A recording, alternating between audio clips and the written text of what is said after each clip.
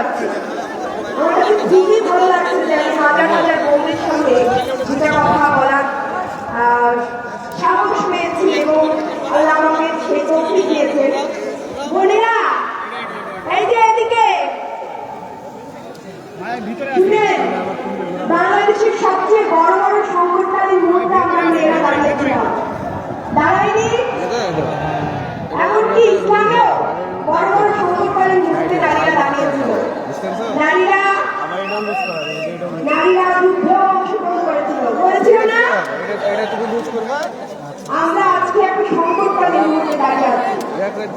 আমাদের 11 দলীয় জোটের জোয়ার দেখে মানুষজন, দুষ্ট লোকেরা আমাদের পেছনে লেগেছে। তারা আমাদের সাথে এখন নারী কার্ড খেলছে, তারা আমিনা জামাতের অ্যাকাউন্ট হ্যাক করছে। এমনকি কত পরিকল্পিত অংশ দেখেন হ্যাক করছে। হ্যাক করে তিনি বলেছেন হ্যাকার ধরা পড়েছে, তারপরও সেই হ্যাকিং নিয়ে রাজনীতি করছে। আর কি বলছে? বলছে তারা নাকি চাকরিজীবীদের, আমরা নাকি চাকরিজীবীদের খারাপ কথা বলেছি।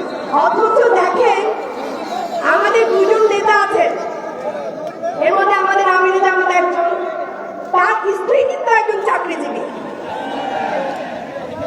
আর তাহলে সে শুধু তার স্ত্রী নয়, তার 2 কন্যা, তারাও কিন্তু চাকরিজীবী। তাহলে এই যে একটা মিথ্যা অপপ্রচার, এবং এই অপপ্রচার দিয়ে আবার কিছু লোকজনকে দাঁড় করিয়ে এই যে একটা মিথ্যা চালানো, এর বিরুদ্ধে আমরা দাঁড়িয়ে গেছি না? এই যে দেখেন আমি চাকরিজীবী বোন হয়ে দাঁড়িয়ে গেছি। আপনারা বোনেরা এই যে ভাইদের পাশে দাঁড়ান, দেখেন আমাদের ভাই হাদিকে মেরে ফেলছে। হাদি আজকে নাই, কিন্তু হাদির বোনেরা আছে, হাদির ভাই আছে। আমিনা জামাত কথা দিয়েছেন এই ঐক্যবদ্ধ বাংলাদেশ সরকারের জোট ক্ষমতা আসলে তিনি মা বোনদের জন্য এমন সরকার গঠন করবেন যেখানে মা বোনরা রাত 11টার সময় বাইরে চলতে সেফ ফিল করবে। বলেন মাশাআল্লাহ। কোন নেতার ক্ষমতা আছে? কোন নেতার ক্ষমতা আছে এত বড় কথা দেওয়ার? নাই, কারণ তারা নিজেরাই সন্ত্রাসী পালে, নিজেরাই মা বোনদের উপরে হামলা করে না?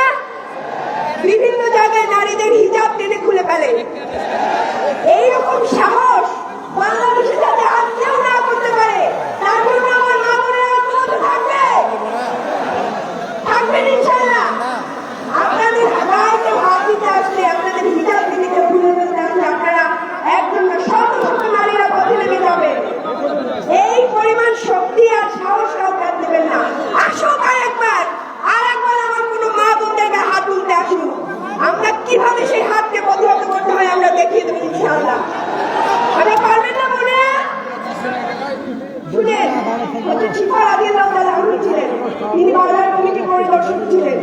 ইসলামে কোথাও নারীদেরকে পিছিয়ে রাখার কথা বলা হয় নাই, বরং যারা জানে না ইসলাম, বরং যারা ওই একটু আগে বলে গেছেন যে আয়েশা রাদিয়াল্লাহু তাআলা কে নিয়েও তারা মিথ্যাচার করছে, জানি না ইসলামের সম্পর্কে ন্যূনতম ধারণা তো নেই, না থাকার কারণে এই যে উল্টাপাল্টা কথা বলছেন এবং নারীদেরকে নিয়ে এমন কথা বলছেন যে ইসলামকে ভুল প্রমাণিত করছেন এবং ভুল ব্যাখ্যা দিচ্ছেন।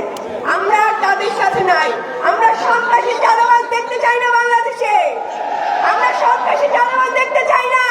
আমরা নারী নিপীড়কদের দেখতে চাই না। আমরা তাদের ফ্যামিলি কার্ড চাই না।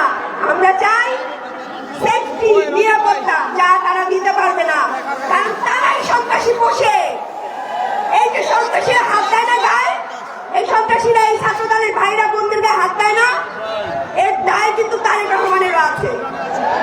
এতগুলা বোনকে মারা হয়েছে, কোথাও দেখছেন তার নির্দেশনা? তিনি কি কোথাও বলছেন যে কোনো মা বোনদের গায়ে হাত দিবেন না?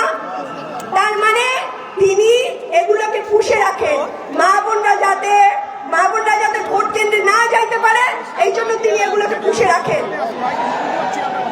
ইনশাআল্লাহ বাংলাদেশ ঐক্যবদ্ধ জোট সরকার গঠন করবে এবং ইনশাআল্লাহ আমরা মা বোনদের জন্য, সকল মা বোনদের জন্য, শুধু বোঝাপড়া মা বোনদের জন্য না, সকল রকম মা বোনদের জন্য আমরা একই সুযোগ সুবিধার আওতায় নিয়ে আসবো এবং কেউ হিসাবের জন্য কেউ এদেশে লাঞ্ছিত হবে না, কেউ অন্য পোশাকের জন্য লাঞ্ছিত হবে না। এটা আমাদের ইসলামে নাই, জোর জবরদস্তি করা ইসলামে নাই। যার যা ভালো লাগবে, যতক্ষণ পর্যন্ত সে রাষ্ট্রের কোনো ক্ষতি না করবে ততক্ষণ পর্যন্ত আমরা তাদেরকে তাদের মতোই থাকতে দিব। ইনশাআল্লাহ আপনারা দোয়া করবেন এবং ঐক্যবদ্ধ বাংলাদেশ জোটের জন্য দোয়া করবেন, যাতে আমরা ক্ষমতায় আসতে পারি এবং মানুষের সেবক হইতে পারি।